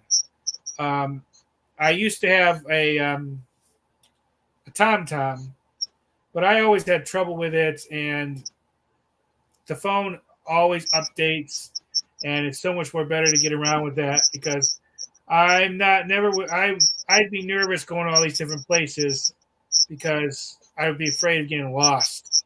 But when you have the phone, you don't have to worry about that. And reading a map is not the easiest thing. Plus, reading a map, that's like old stuff. You don't want to do that anymore. Yeah. Phones there's a lot to do on there. And I know some YouTubers that film with one, edit on it, and upload it, and never use a regular vlogging camera. Yeah, because I was looking at when I started, I was looking at GoPros, and then I was looking at I have a couple cameras, but they just got outdated, and then I finally upgraded to this phone. I had this phone for about, I guess, 3 or 4 years now, so that's all I use now. Well, I need a new phone eventually. Well, years and years ago, this was long before YouTube, we had a camera where we would actually record a VHS tape. And it was a big, bulky thing you had to keep on your shoulder. But I have to go through some of my home movies from when I was a kid, because there's some stuff in there that would actually, I think some people would find of interest from Yeah. back in the day. But I need to get that machine where I know you could give it to some people. So there's some businesses that will transfer VCR tapes to like a digital file, but a lot of that you have to send it away, and I don't want to do that. If something happens to it, that's it. It's lost. Yeah. I know there's a machine you could buy that you could have at home and you could do it yourself. I was thinking about doing that because I think it'll be worth the expense. Because VCR tapes, you got to be careful because sometimes the tape itself can get moldy and break. Yeah. And I mean, we're talking some VCR tapes as far back as like the 80s. It's a long time. Yeah, I got some that I would like to get done myself too. Because like I said, when I grew up, that's all we had too. So it's like be cool to transfer them over. Yeah, I would definitely think. I don't know what it's called, but I know you could buy it and it would copy it on there. That might be something you might want to do. And also, I don't know if you got how many public libraries, but I think they got like 1 or 2 in my area that you can. I don't know what it costs because I haven't really looked at them, but they do have places at the library that they can transfer it over for you. Yeah, there's several libraries around that I know of. So check that out too, because they might do it for you while you're there. I can look into it. I never thought of that. Because it's like a public thing. So that, like I said, I was surprised when I saw it. Like they would do it for me. Like of course, I probably had to buy like the chip or whatever, but they could transfer while I stand there, so I can watch them doing it. Yeah, I can look into that. I didn't know that. I don't go to a library very often anymore. I don't really need to. Yeah, me neither. I do like reading, especially history books. But normally when I want to pick up a book, I go on like eBay or Amazon and just buy a copy. Yeah, But oh no, it's been almost 2 hours. I'm running out of ops. Yeah, well, time goes by when you're having fun. Yeah, I know. Again, like I said, thank you for jumping on my stream. I really do appreciate it. Well, sure, hopefully, we gotta do this again, especially when you have your living situation settled. Yeah. Do you know how much more longer you're gonna have at your current place? We're thinking maybe 4 months. Like we got a couple places to go. Like we already got stuff kind of. We got an apartment, but like I said, I'm just gonna use that temporary till I find what state or where I want to move to permanently. Like something for the time being. But we're staying at my house now for at least 4 more months. Oh, so it hasn't been sold yet? No, not yet. We're still doing a couple things at the house, because there was no rush, but we get to the point where now it's like we want to try to get it kind of over, just so we can move on, Yeah, it's probably the best thing. Yeah. So the longer you wait, it's going to get harder, and that's one problem. That's one problem I have. With certain things, I procrastinate, and it's not a good thing. Yeah. Especially that's how I am. Yeah. It's like me. I was cleaning up in the attic. I found a whole bunch of old family pictures and letters from World War II. Like the pictures were probably from 1800s, but the actual letters were from World War II. Like my grandmother's sister's side. My suggestion with those, you should get that digitally copied too. Yeah. So you. I couldn't believe how good shape they were because the attic gets like hot. And like they've been in there at least from the 40s, so it's like they look like they just been written. And then the pictures didn't fade or anything at all either. Well, that's good. That's cool. If you would have stored something like that in the attic here, it would have been toast. Because I know it's things made out of plastic, for instance, when they're in like the garage or something for a long time, the plastic will actually turn brittle, and the paper turns dark really quick. Yeah. Because it can get sometimes really hot in there. Yeah. Like I was surprised because if I had to guess, like we had 100 degree temp day, so it's actually automatically hotter. It felt like 150 up there, but like the paper looked like they, like I said, it just looked like they just wrote it the other day. It's like, oh man, but they weren't a big like what is it like no a travel case? What would they call it? I forgot what Oh, they were called, but one of those. What did it have like stickers along outside of it showing all the places? yeah, like yeah. Yeah, like from the what long time ago they used to have You would see it trunks. like That's what it is. you Yeah, would see it like in the movies. That's pretty cool. yeah. So they pretty neat. I'm gonna keep those trunks because it's family history too. So I'm just gonna keep the stuff in those, like all the pictures. So I take them with when I move. You know. Yeah, you should look through the letters really carefully. Who knows? Maybe there might be a few there of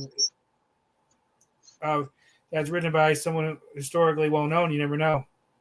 Yeah, because they were like I said, they were mostly doing World War II. Because it's funny how like I was reading a couple of them, they were just talking about like the training they what like at the because it was like 1941 and 42 ish, but he had other years too because he was up there at 45. But like all the different places he'd been, it's like that's crazy. Yeah, you should think about.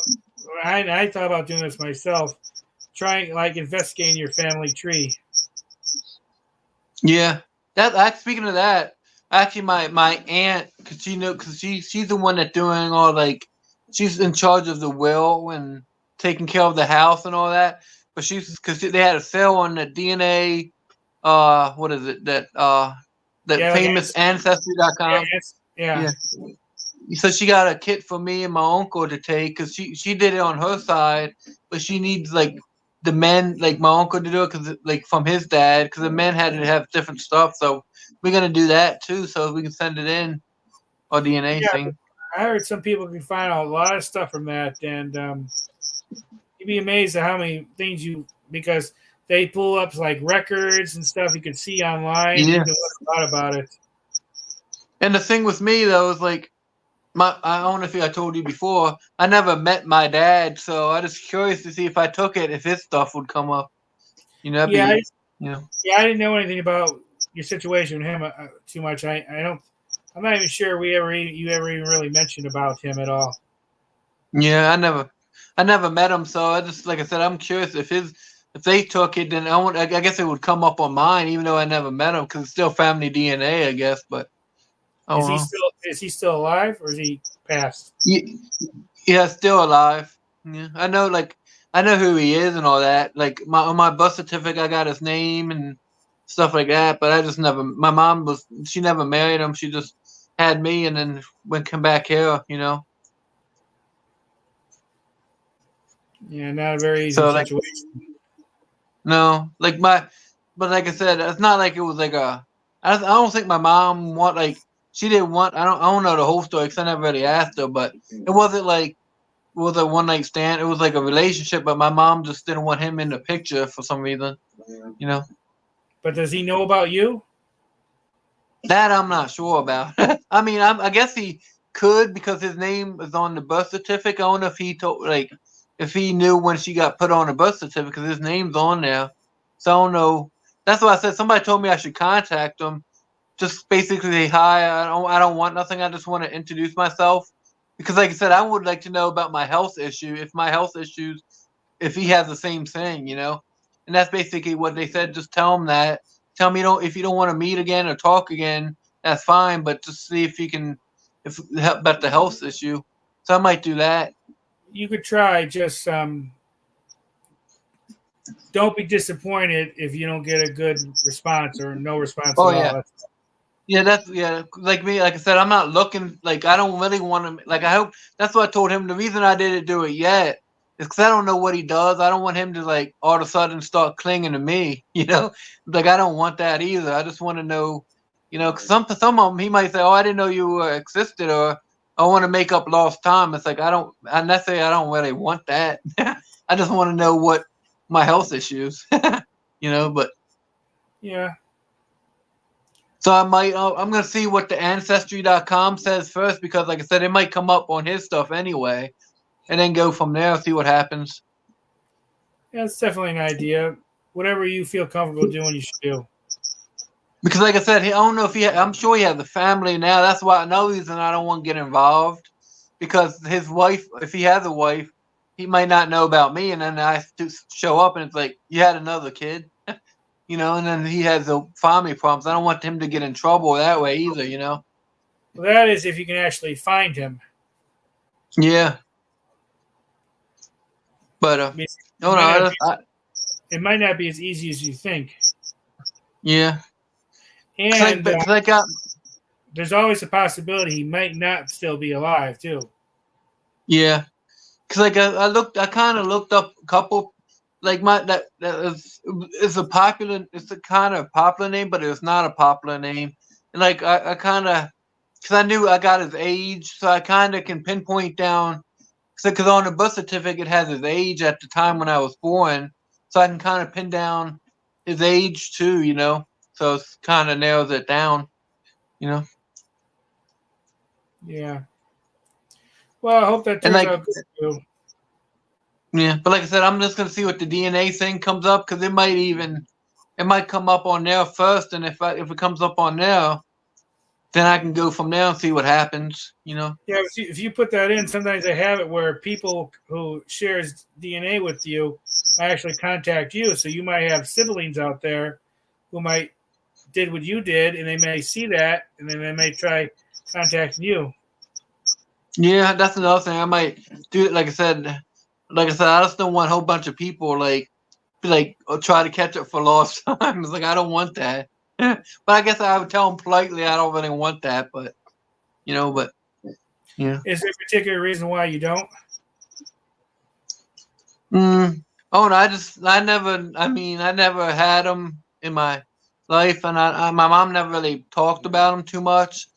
So it's just like, oh no, if my situation right now, I don't really want to have more headaches, you know, like, because I have stuff going on personally right now, and then if they come in the picture, it might be even more headaches, you know. Yeah, I would base it off the response you get from them, you know. Yeah, that's what I'm gonna do. Yeah. I mean, they could be really nasty and aggressive, and then if that's the case, yeah. If they're decently nice, and like I said, you do what you want to do. But if they seem to be good people, maybe have, if anything, a somewhat relationship with them, maybe a little bit. Because it's always good not to be alone, you know. All I have, for example, all I have is Mom. And when she goes, I will have no one.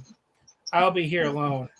And I'm going to have a really difficult time dealing with that. Yeah. So it's like me with my mom dying and my grandmother dying. Only person I got now is my uncle too. So when he's gone, I'll be by myself. So that's why if you do contact them and they're friendly, you may want to at least have a somewhat open line of communication. Yeah. But like I said, just to talk. Yeah, like I said, you do what you want to do. Don't let me pressure you or nothing. Whatever you're comfortable. Yeah. That's all I can suggest. What makes you happy and you comfortable? Yeah. Like you said, it doesn't hurt just to ask, and like if it does, like you said, if it doesn't work out, it doesn't work out. But if it does work out, like you said, even if you just talk once a month or something, that's just somebody extra you have to talk to. Yeah, definitely. But it's been over 2 hours. I am getting tired though, because I got to actually get up early in the morning tomorrow because I got a doctor's appointment. So, but we got to do this again though. Hopefully, we can do it sometime. Even if I would definitely check in the StreamYard though, because maybe that way I can join you on your stream sometime instead of just on my channel. You know, because like I said, 20 hours a month free. So. Yeah, you're not the first one to suggest it. I gotta look into it. I just haven't had a lot of time for that stuff, and like I said, I don't live stream very often. Very rarely outside the house, and most of the time I do it here because I always had trouble. Yeah. But I know people who are out in public and they use like StreamYard, and it helps them a lot. Yeah. But thanks again, Mike. Yeah, it was great talking to you. We have to do this again soon. Yeah. like I said, I always say, keep in contact and on Facebook and. Will do, yeah. Like I said, I keep you updated what's going on with me, and of course I'm gonna still watch all your videos. Like these, that's nothing. I don't know if you know, like every video, the first thing I do. A lot of people ask me that, not necessarily just on your channel, but I try to leave comments as much as I can. But the first thing I always do is I give the thumbs up. That's what I do. I always give the thumbs up. Yeah, the thumbs up, the comments, and all that stuff. All that helps with the algorithm, and it just helps promote it more, and it gets more people engaged. If you have a lot of engagement with your videos, it gets seen more by people. Yeah. The algorithm is a tricky beast to kind of like master. Yeah. Some part of it has to do a lot about luck, but yeah, thumbs up and leaving a comment and all those things, that just helps a lot. Yeah. But thanks again, Mike. I'm gonna end it here. I want to thank everybody for tuning in. She-Wolf, DK, I know they're gone, but I just want to thank them all for tuning in. And thanks again, Mike. And until next time, everyone, take it easy. Bye. Right. See you, everybody. Bye.